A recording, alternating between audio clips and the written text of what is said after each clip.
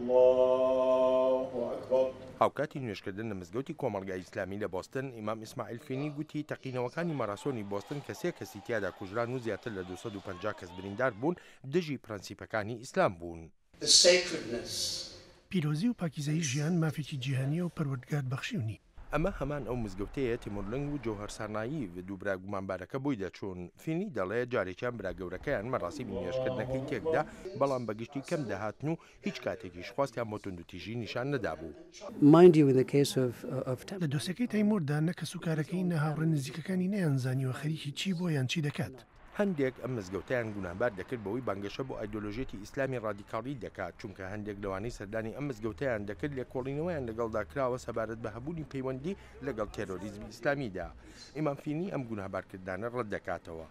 معلوم ڤیکتۆر ڕێنستاین لە کنیشتی نیهار شاڵۆم بەشداری لە مەڕاستینی نوێژکردنەکەدا کرد وەک نیشاندانی پشتیوانی بۆ موسڵمانە دراوسەکانی. هەوڵ هەن لەلایەن هەندێکەوە تا ڕووداوەکە بەکارێکی ڕادیکاڵانە و توندوتیژی و توندڕەوانە وێنە بکەن.